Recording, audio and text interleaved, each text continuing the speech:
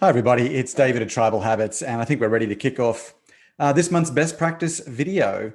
And today we are focusing on video. So we're going to look at the use of video as a tool in online learning. And I'm going to work within the Tribal Habits environment today to demonstrate some of this. And I'm going to look at when we want to use video and how to use it the best. And I'm also going to consider some video alternatives where we think about what's the objective of using video as a learning tool, and could there be other learning tools which can achieve that same objective, but perhaps by avoiding some of the difficulties that we can have in using video. So let's jump into my topic today, working with video, and we'll get straight into it. I'm going to go straight to idea one on using video. So the first thing I'm going to talk about when we get to video is that video needs audio. And so I think some people forget this when they're creating video, that you need to consider, can your learners hear the video? Because not everyone's in an environment where they have headphones or speakers. And this is actually one of the downsides of video. We can see it, but we can't hear it.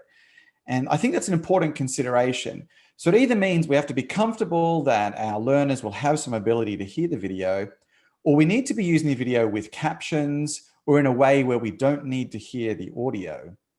Small thing, but often overlooked. With that in mind, I'm going to start by talking through some of the most common uses of video. And there's kind of 4 or 5 key ways to use video. And the first one is a talking head. And so in this case here, we've got a video that is pretty much a direct shot of someone speaking into the camera. And this is probably a very popular use in rapid e-learning or in e-learning generally. So it's a really good replacement for long text content. So instead of having, say, 5 or 6 paragraphs of text, we can have someone talking that information into the camera. The issue is that this video, we need to make sure, isn't just taking that text and making it boring in another fashion. I think some people think that video instantly makes for great content, but that's not true. Video can be great content if done well, just in the same way that text can be great content when it's done well. So if we're going to use video, we need to take advantage of its benefits. And its benefits are it's engaging if done right. So it can give a lot of emotion, it can give a lot of action, a lot of movement, a lot of nuance, a lot of subtlety that can be lost in text if it's delivered well. So we still need really engaging delivery, because I can tell you this much, a 2-minute video that's really boring is worse than 2 minutes of reading text that is boring. People will just skip the video entirely. So what we need here is content that has some emotional weight to it or benefits from action or movement. Also, the content that you're delivering in video needs to be consistent and not readily out of date. This is because video is really hard to edit.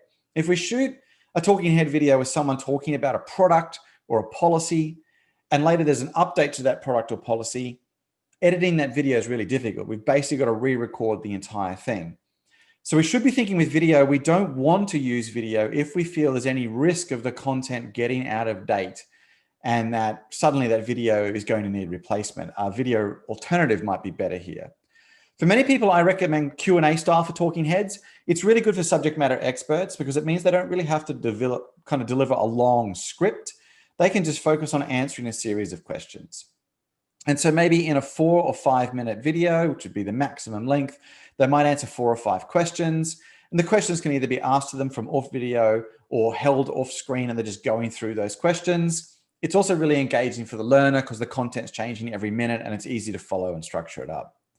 I do recommend though that when you do a video like this, that you consider using some insights or text after the video to highlight key information in the video. Then someone can watch the video, and if you're in Tribal Habits, you might use a couple of insights like this to highlight the 2 or 3 key points that were in the video. That allows for reinforcement. They hear it and then they see it. We're using a couple of different ways to engage with content so that people can engage visually and then engage in a written format. If you're in Tribal Habits, they can also favorite those insights into their journal for later use. I think the advice, insights, or examples or scenarios or summaries just help reinforce that content. Let's look at the second type of learning, and that'd be narrated slides with videos. So in this case here, the video itself is a series of slides that has an audio kind of explanation over it. And once again, this can be a really good replacement for long text content, but we don't want to make this death by PowerPoint via video. So we've all been in those meetings where someone's explaining in PowerPoint and it's as boring as anything. We don't want to replicate that here. So we need to do two things. We need to make sure the slides are useful. If really all you're doing is talking over slides that are just text-based, they're just bullet points, I actually think you'd be better doing a talking head video and then using some advice insights to highlight the key text parts. I think narrated slides work well when there's movement on the screen. So you won't be able to hear this video here, but if I play this video that I've got recorded here and just kind of zoom through it, what it's doing is building up a series, kind of a complex graph. And the person speaking is explaining the parts of the graph as they're put in. So it's a very visual experience, understanding how the graph got put together and what it's doing. So it's kind of got a graphic element to it. And that's the benefit of using narrated slides. Another alternative is screencasts. So screencasts is when you're just recording your screen in use. So it's great for systems and software training. However, I often see people doing software training. They immediately think, oh, we'll do a series of videos around the software. But I actually wouldn't recommend that in most cases. Video, as I mentioned earlier, works best when there's action, when there's movement, not when it's static. So this video here, which is going through something in Tribal Habits, if I just kind of jump around in it, we can see that the screen is changing quite a bit as I kind of pause and fast forward through that. So there's lots of movement happening if you're watching that video. If the screencast is largely static with not much happening, and every now and then you click on something, that would actually be better done as a series of images, possibly just as narrated slides or just images with text. There needs to be movement when there's doing screencasts, where you're showing the mouse moving around and how features or interactions work together in a flow. The other problem with video, as we mentioned when we're doing the talking heads, is that it's hard to update. So if you're talking about systems or software with a screencast and there's a change in that system or software, video is very hard to fix that.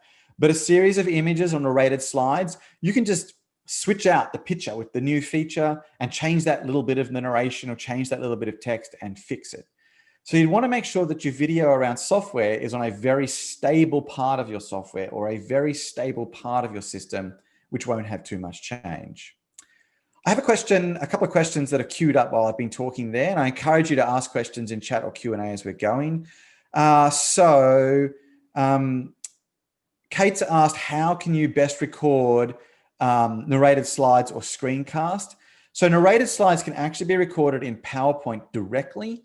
So PowerPoint has a function where you can get your slides ready and record yourself with a microphone talking through the slides, and it records your voice into every slide.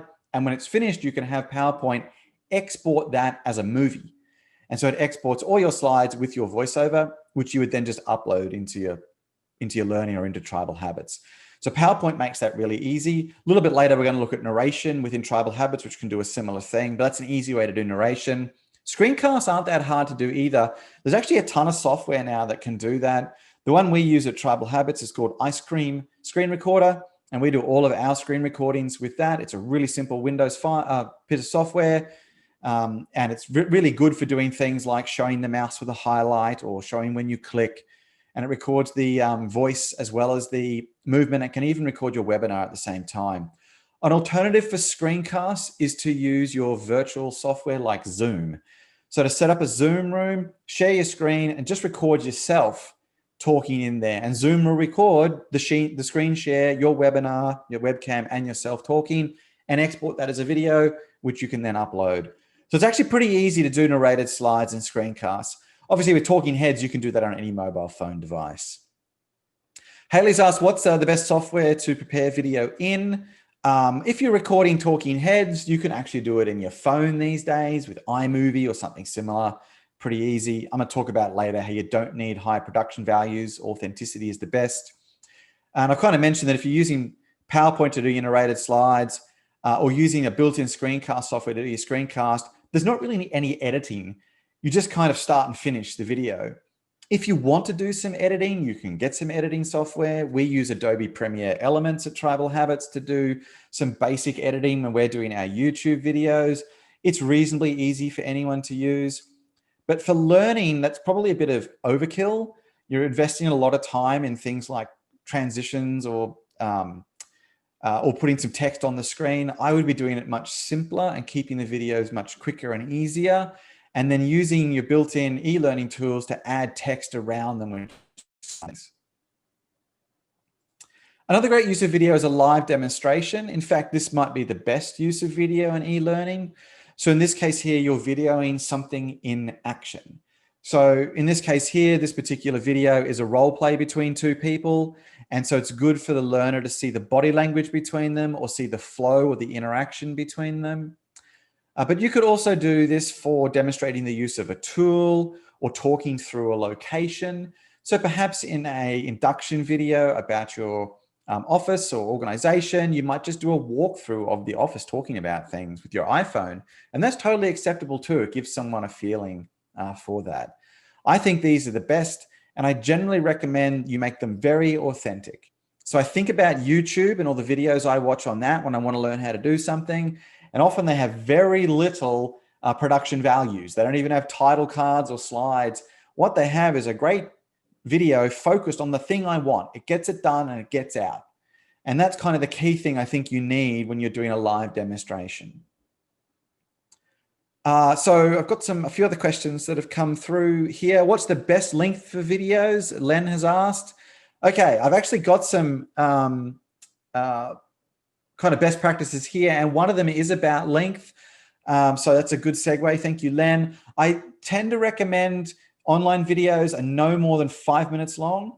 I think they're actually ideally even shorter. There's nothing wrong with a 1 minute or 2 minute video. That's actually a lot of time for me to sit there with my arms folded, doing nothing, just watching the screen, because that's what's happening in a video. I'm doing nothing. So really the question is, how long do you want your learners doing nothing? I think only a couple of minutes before I want to move on. So rather than do a 10-minute video, I would typically recommend doing a series of much shorter videos with a little bit of interaction or break in between.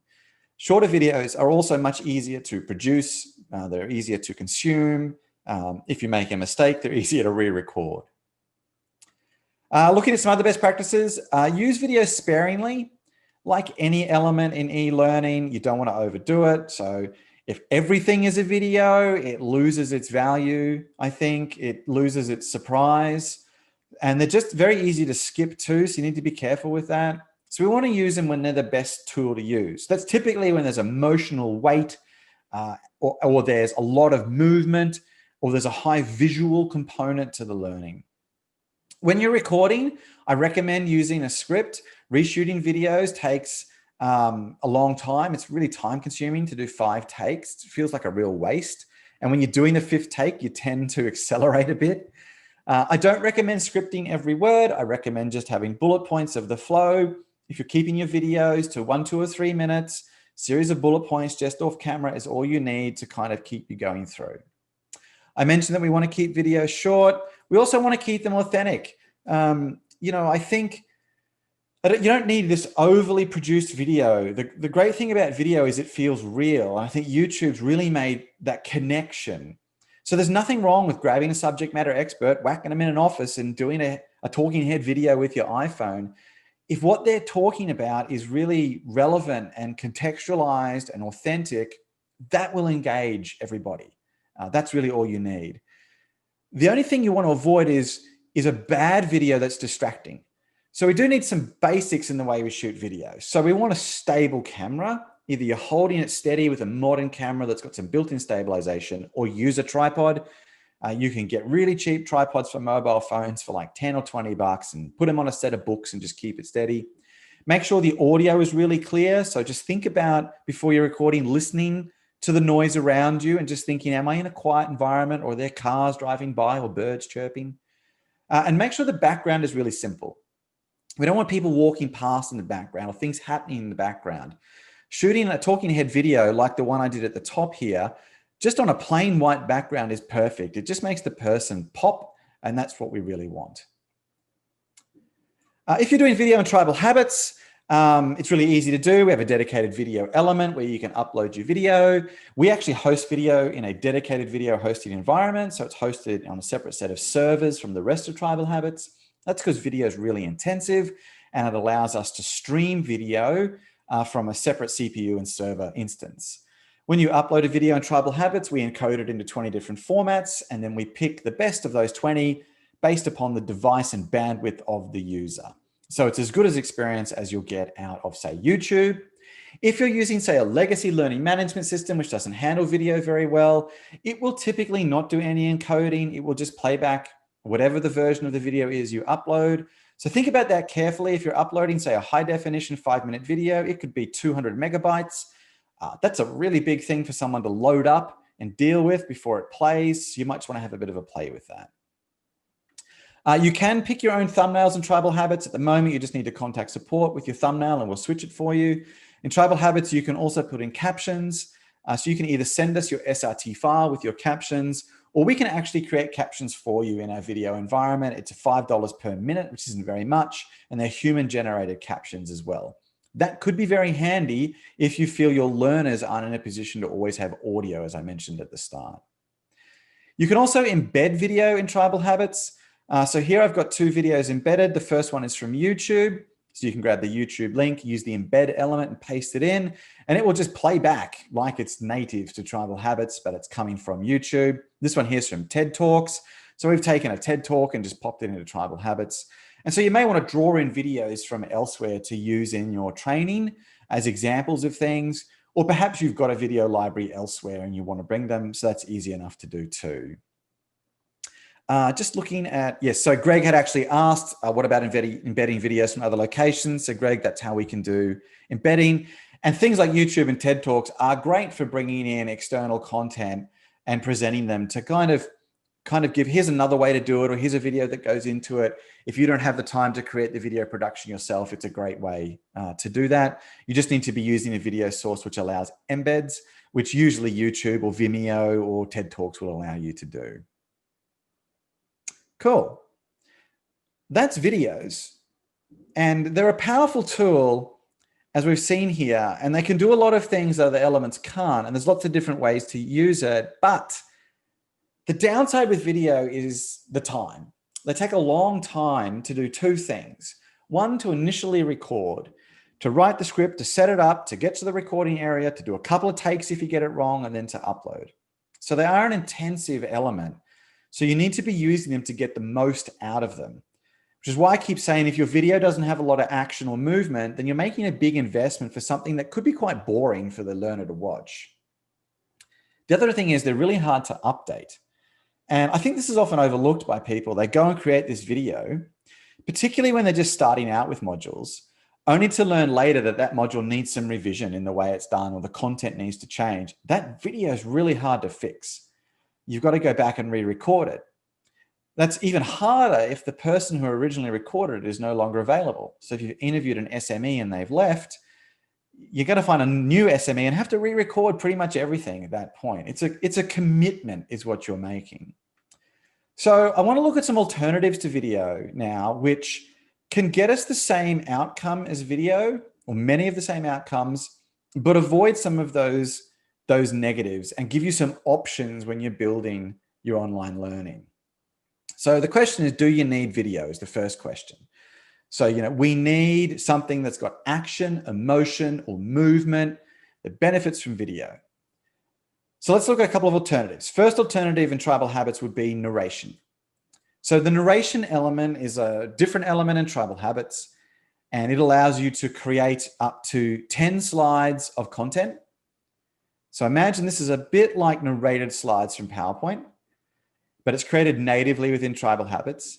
Each slide can have text or images or both. And then each slide has a script that accompanies that slide. So it really is narrated slides, just like PowerPoint, but created in Tribal Habits, so created faster.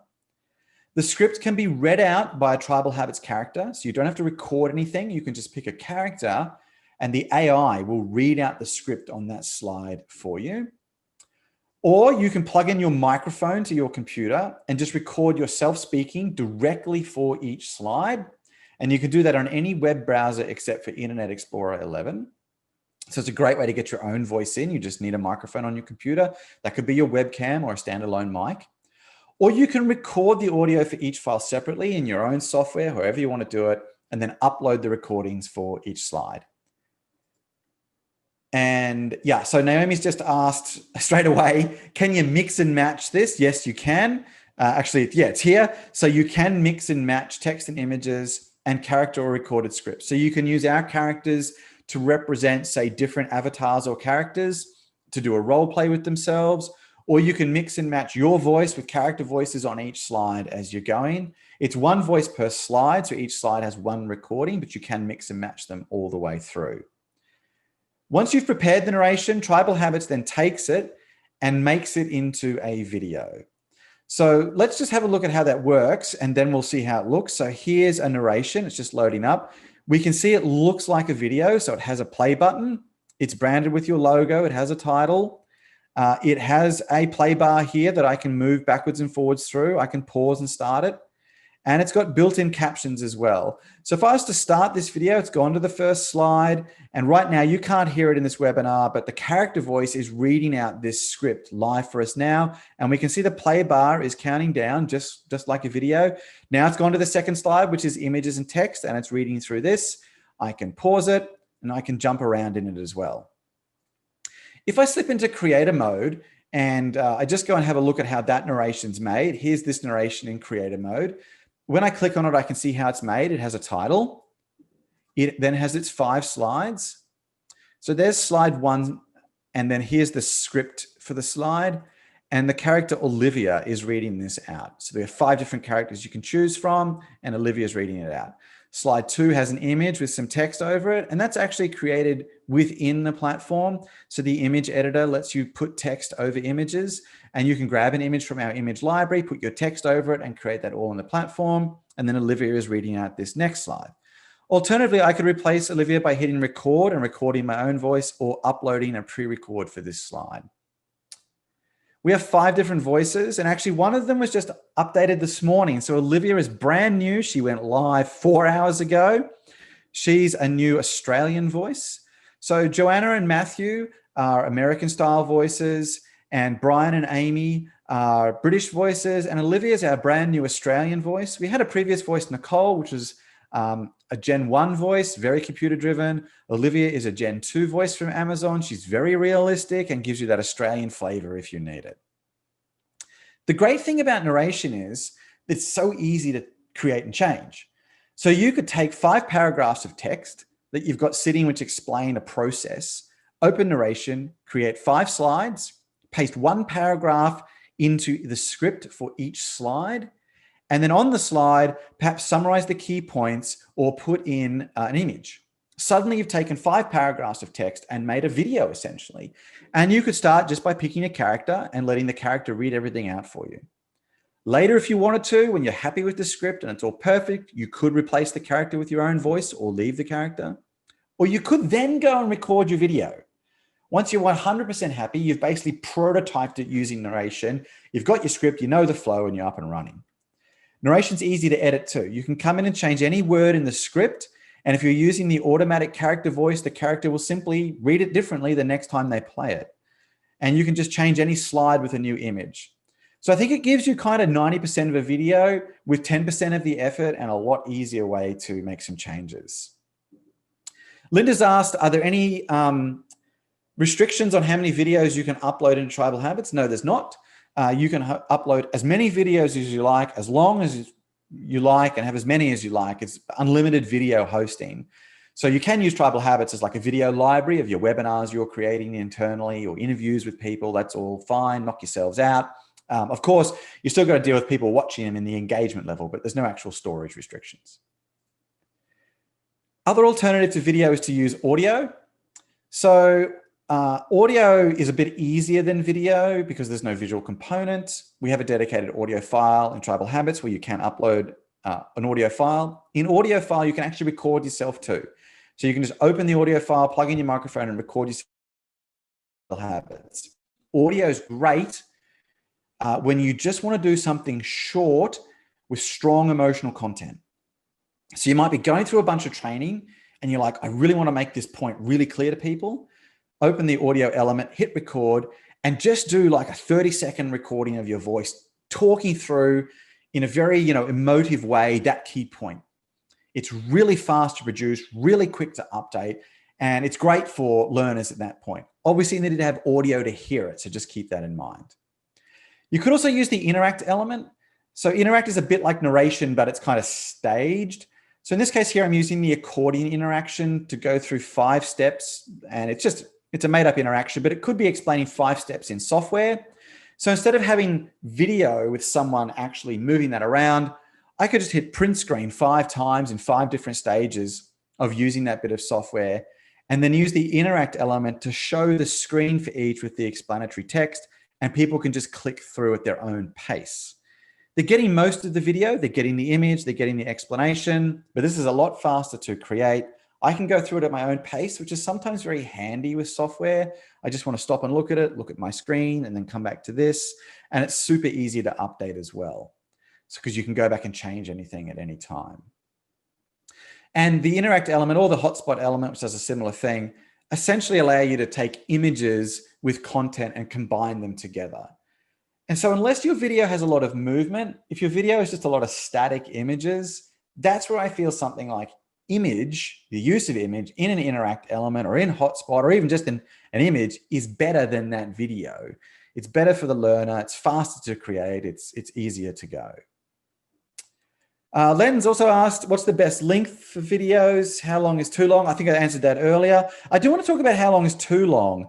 I think a 60-minute webinar uploaded is too long. Very few people will watch a 60-minute webinar unless it is highly engaging. And in fact, even if you had a 60-minute webinar, I would generally recommend breaking it into 6-10 minutes chapters, putting them in separate parts of your module and then talking about them and giving people the ability to say, I got through that 10 minutes, I can have a break, I can now do the next 10 minutes. So they've got those the kind of checkpoints, those feelings of progress as they're going through. Kate's also asked, how can you ensure people watch the video? Okay, we don't do in Tribal Habits anything at the moment where someone has to watch a certain % of the video. We may do it in the future, but I feel like it's kind of missing the point. It also doesn't guarantee they've watched it. Someone can hit play on a video and then go back to their email and work on their email while the video plays in the background, and they're just waiting for it to get to that 70% mark. So simply having that thing of, oh, they have to watch 70%, actually they don't. It just means the video has to have played 70%. If you really want someone to watch it, go back to the best practices we were talking about today. So we're going to do video when it's appropriate. We're going to have lots of action.